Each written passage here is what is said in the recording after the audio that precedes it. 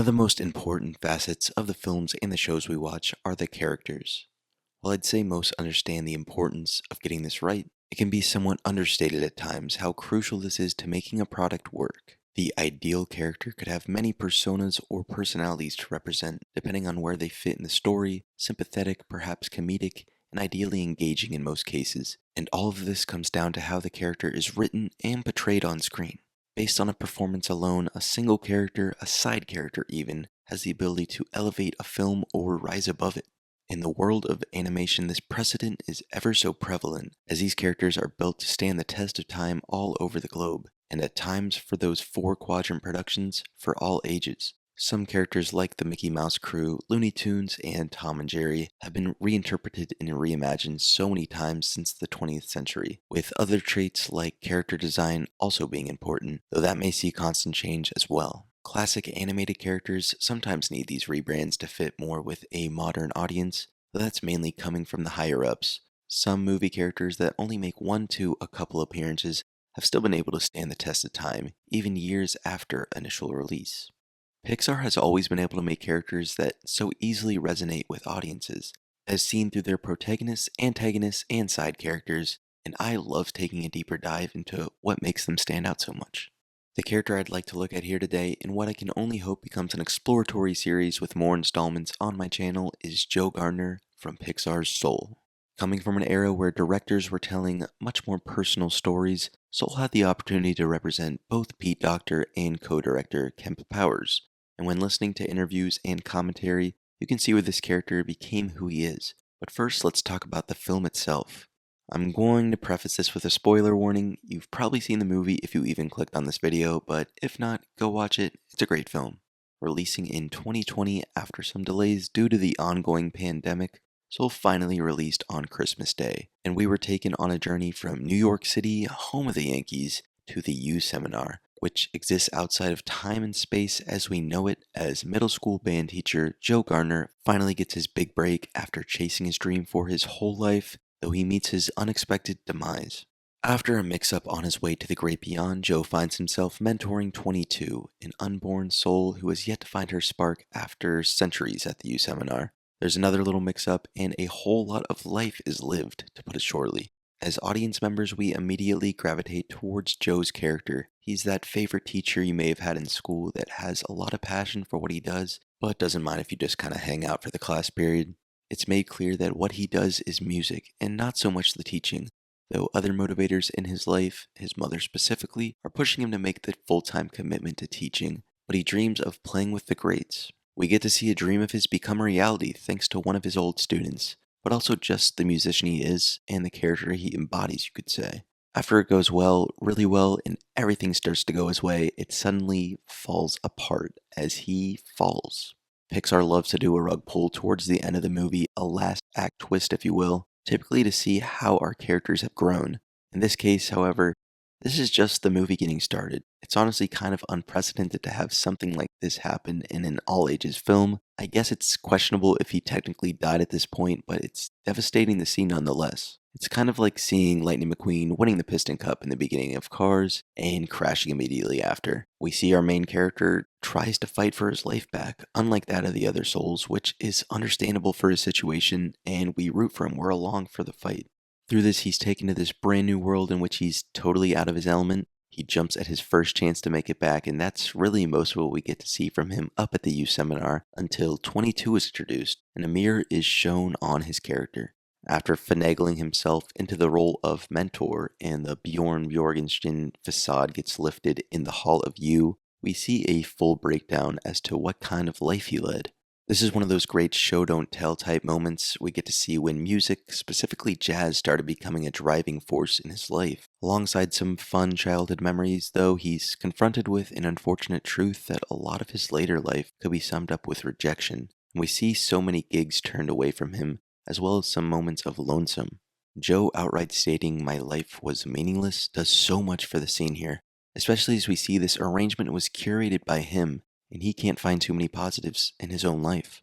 We wanted the protagonist to achieve his goals, but now we see they were all he had for his time on Earth. at least from his own perspective here, but rather than giving up on his desire to get back there, he's incentivized to make something of this life, wanting to continue on the successful path supposedly on his horizon. When the idea of a soul spark is brought into the plot, the last thing 22 needs to get to Earth, Joe automatically assumes it's music for him, seeing it as his life's purpose.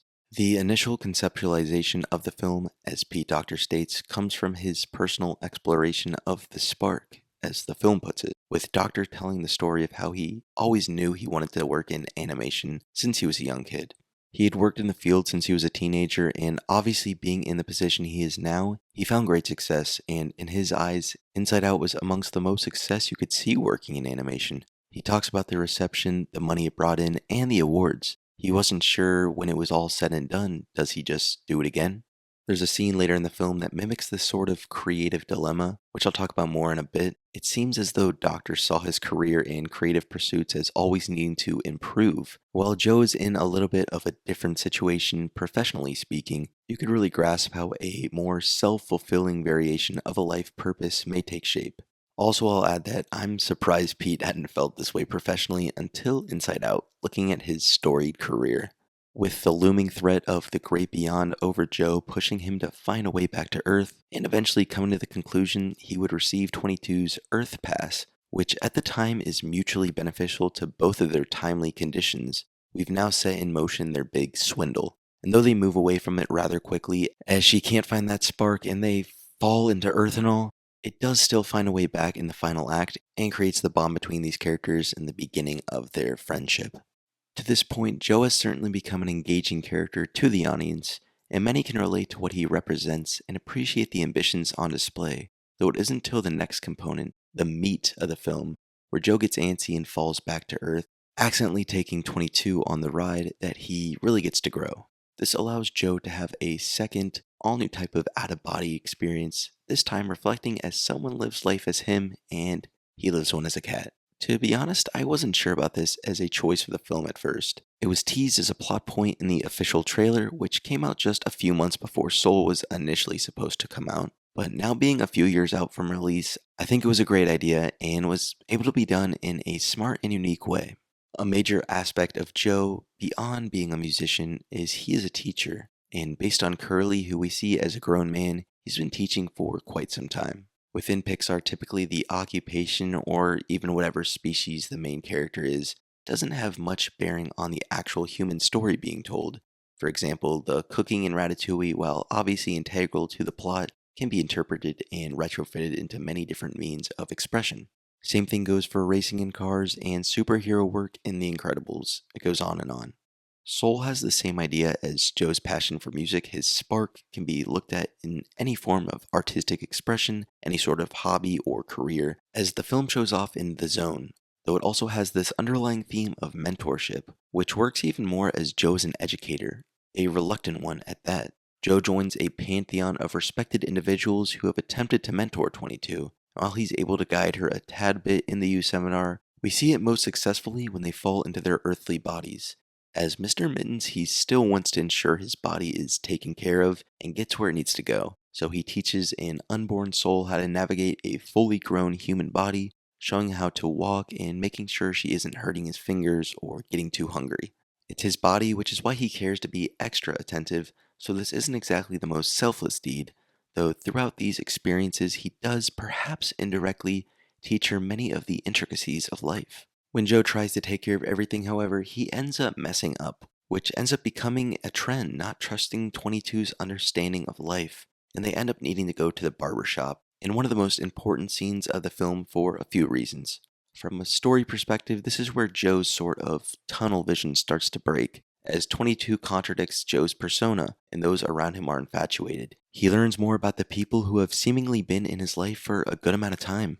The social setting of a barbershop has played an important role within Black communities here in America, so it makes a lot of sense for a film which chooses to push the discussion of how we approach ourselves in life. Oddly enough, though, this scene didn't exist in some of the early versions of the film's script. It was one of those additions brought to the table by co-director Kemp Powers, who was initially brought on to assist with writing.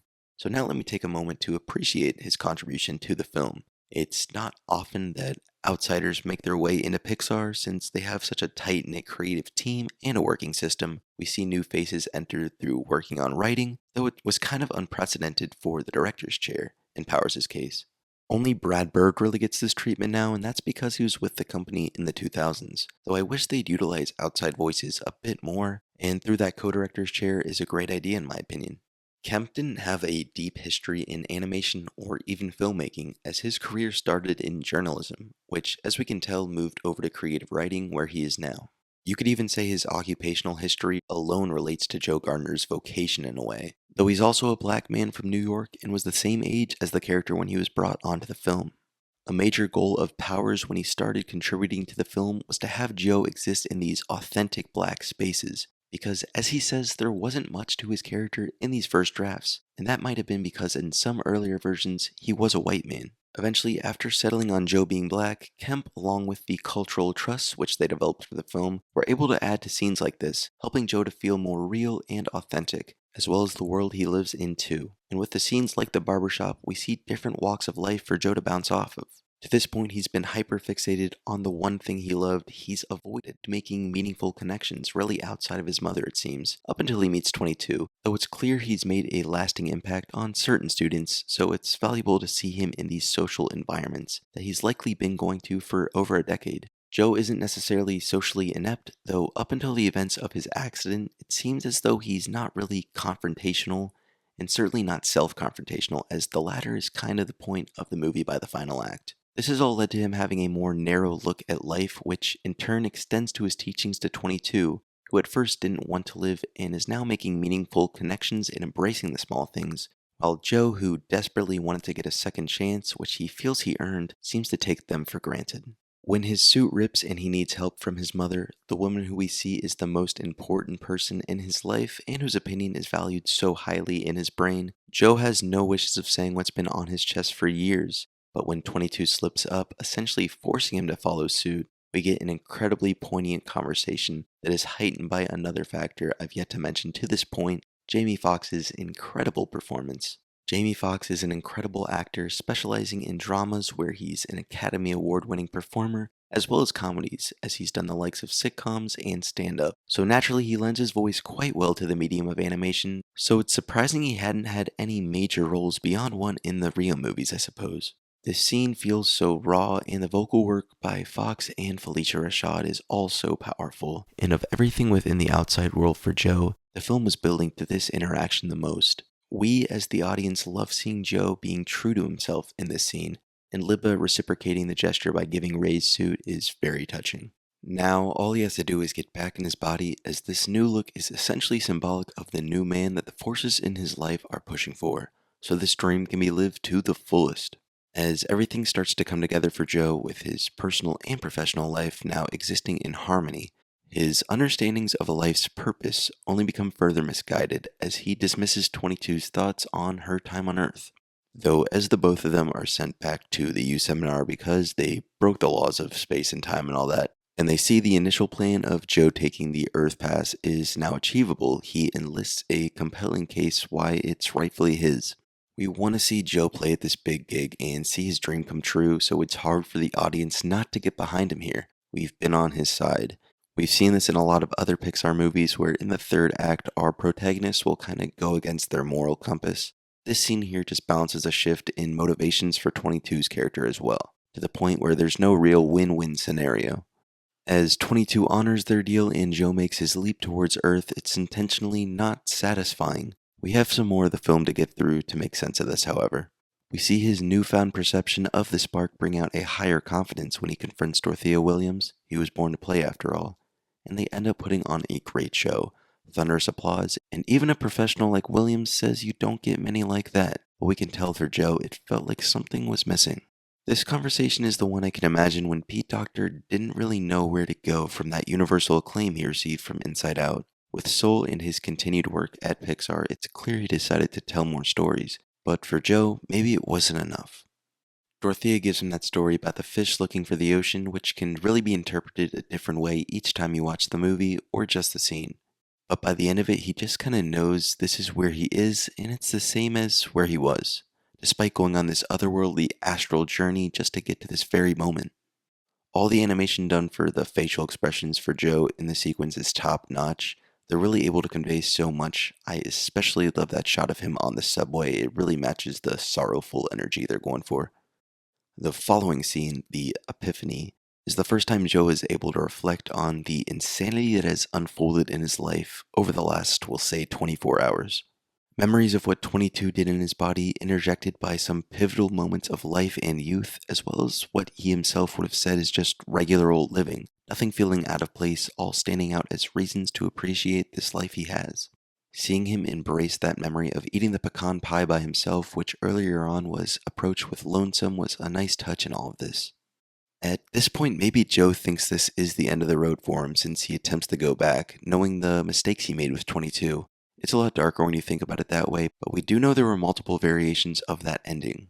There isn't a major showdown when he makes it back to the U seminar, but seeing that 22 has started spiraling since losing her ability for life, Joe attempts to resurrect the issue, but must face the negativity that he made her feel along with her other mentors. The conversation between the two is beautiful to watch. Joe has an entirely new outlook on life, but now it's too late, though he's still going to advocate for the future of 22 while he can, which is sweet to see.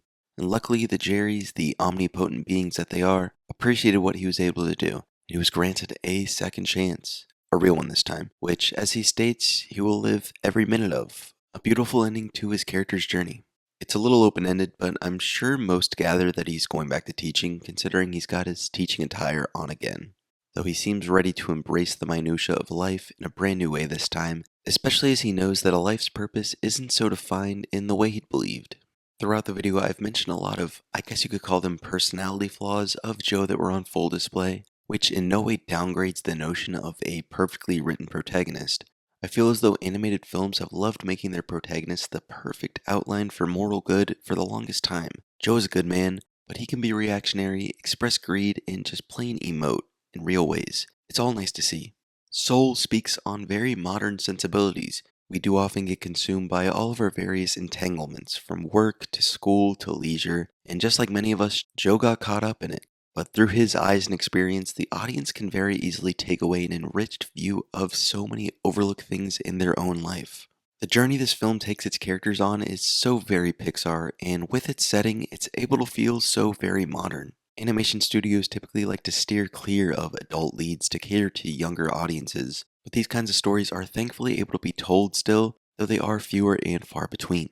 The only missed opportunity I'd say they had with him doesn't really have to do with any character arcs or anything. I just wish Joe got to sing a little jazz as well, but maybe that would have been too on the nose for Jamie Foxx. A great story and a great character are seamlessly able to work in tandem, buttressing an incredible film, and through his many trials, Joe Gardner is able to elevate everything around him as a perfectly written protagonist. That's all for the video today. Thank you all for tuning in as always. I'm going to assume this one is a little bit longer than my previous videos, so let me know what you think of it and Joe Gardner as a character. And who's a character, major or obscure, you'd like to see me talk about. I have a few in mind I'd love to cover already. Have a good one, everybody. I hope to see you all in the next one. Goodbye.